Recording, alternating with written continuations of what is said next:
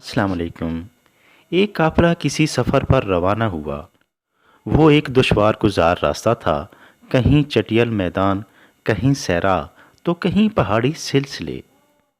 वो एहतियात के साथ आगे बढ़ रहे थे। दोपहर का वक्त हुआ तो काफिला एक महफूज जगह पे रुक गया।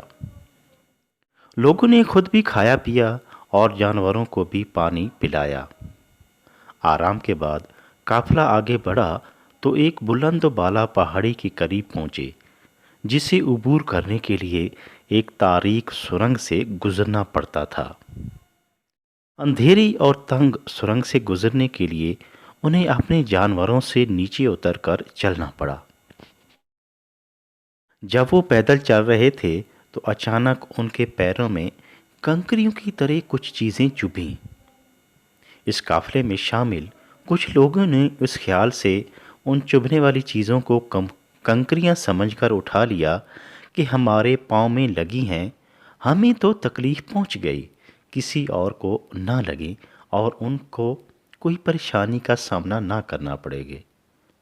और नेकी की खातिर उठाकर जेब में रख ली ताकि गुजरगाह साफ रहे।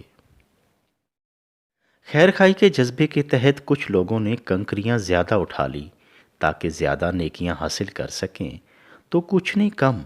और कुछ लोग इस काफिले में ऐसे भी थे कि जिन्होंने कंकरियां उठाई ही नहीं।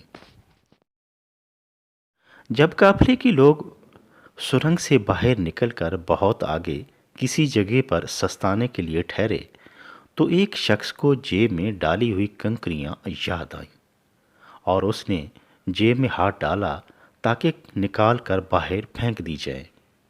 मगर जूं ही उसके हाथ जेब से बाहर निकाला और मुट्ठी खोली तो ये देखकर हैरान रह गया कि वो कंकरियां नहीं बल्कि बहुत ही कीमती पत्थर थे।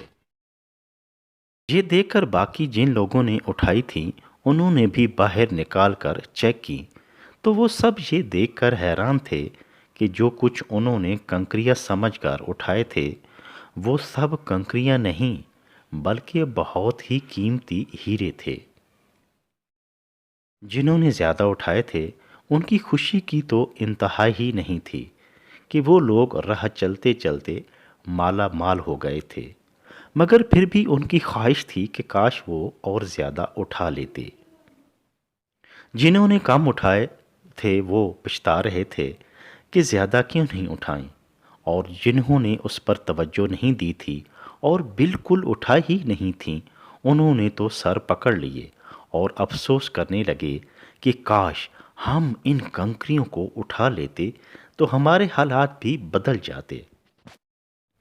लेकिन अब क्या हो सकता था, वक्त गुजर चुका था।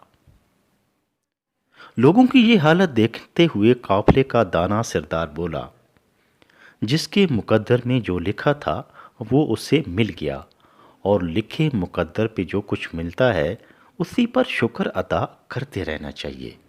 चलो हिम्मत पकड़ो और आगे बढ़ो ताकि सूरज गुरूब होने से पहले अपनी मंजिल पर पहुंच जाएं।